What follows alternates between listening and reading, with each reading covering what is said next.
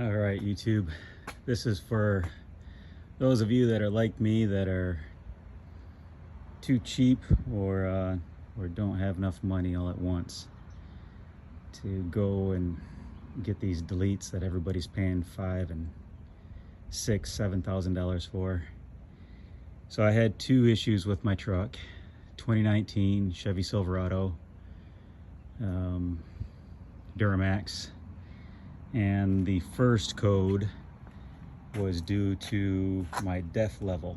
So it kept reading, dash dash on my instrument cluster, and it would be intermittent at first, and then finally it just failed altogether. Long story short, it was this. So I paid $600 for it off of Amazon. It's an AC Delco, and there's your part number for it. Okay, so that took care of the def level. Okay, so that way I stopped getting that check engine light. It was very, very easy to change out. You grab one of these, again off of Amazon. I think it was like, I don't know, $8.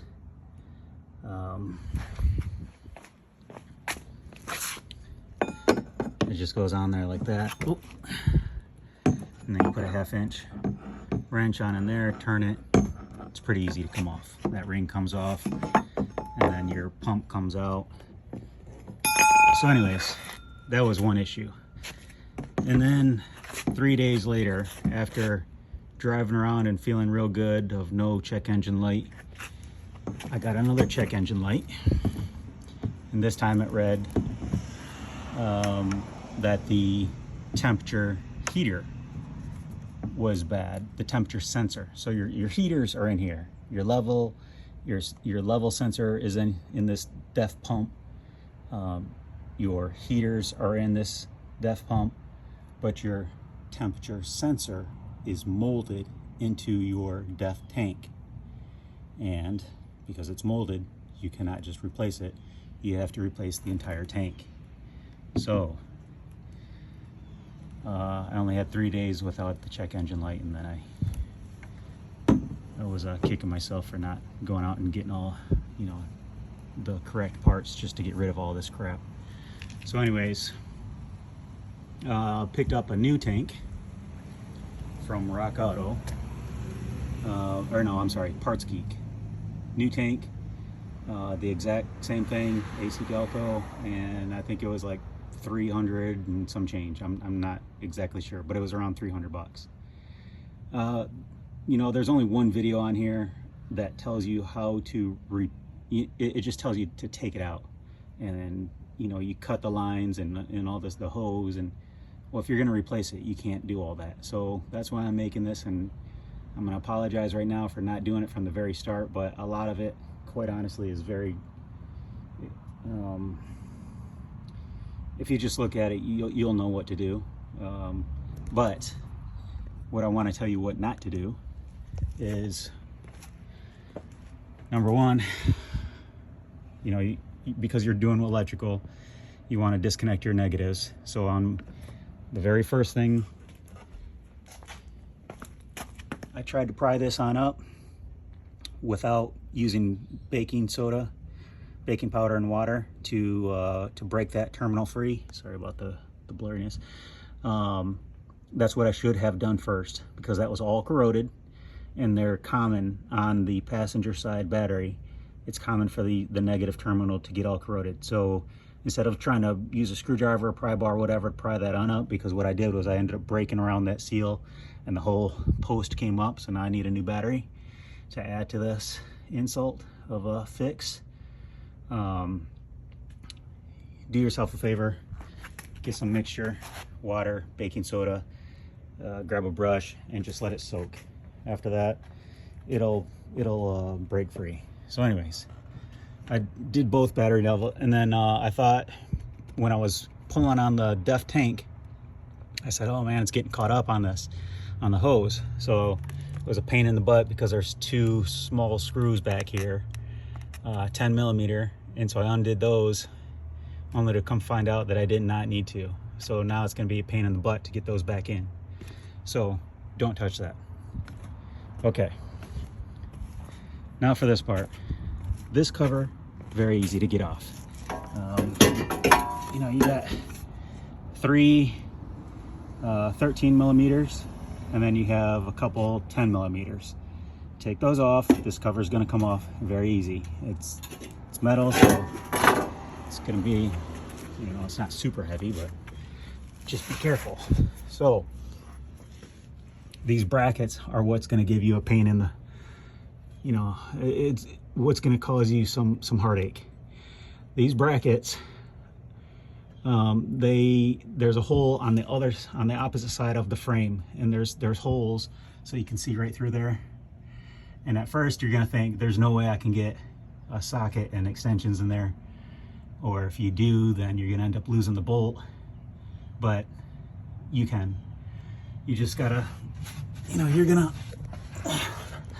from this angle, you're just gonna come in right through here, and then you're gonna go up over your exhaust to get to the top one. The rear, you're gonna do the same thing. Your exhaust is not gonna be in the way. This is gonna be in the way, but you can still, there's still room for you to be able to get your, you're gonna need a small extension like this, and then a small socket, 13 millimeter on that. Just put that in first by hand, get it started, and then put your ratchet, snap that on after you get that in the hole. Now you can see I took the nuts off, and after I took everything off, you don't need to, because all you need to do is loosen them, and then you're gonna slide it over, and then they're gonna come out. Your brackets will come out. So this is the hose. This was the biggest pain of this entire project, because when they put this on, this clamp, you know, is on the other.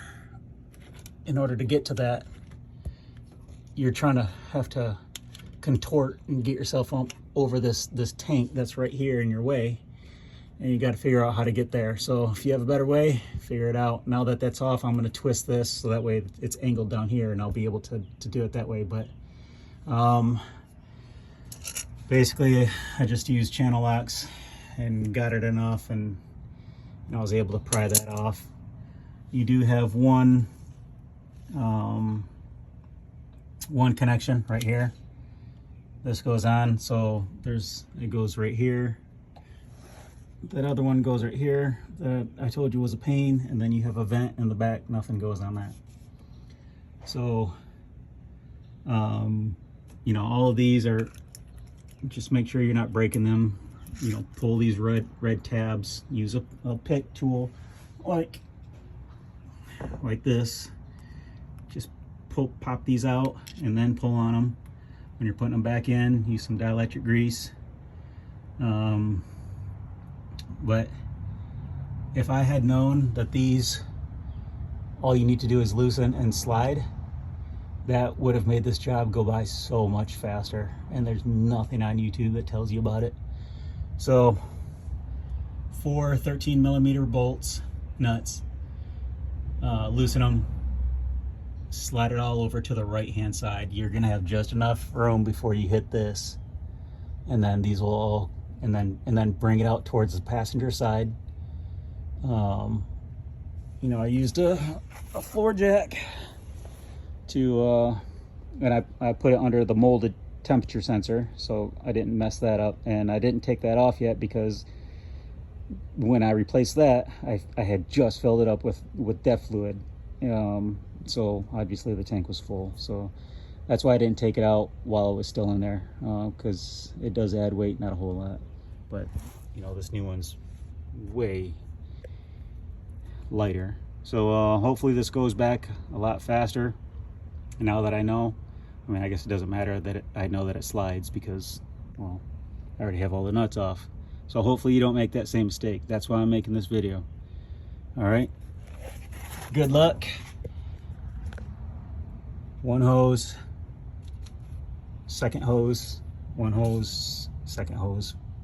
Put those on, put your brackets around, put them back in, use your, I mean, look, this thing is so light now, right now. Hold it into place, tighten up your nuts, and then do all your bottom connections. That's about it. Good luck. I hope this video helped you.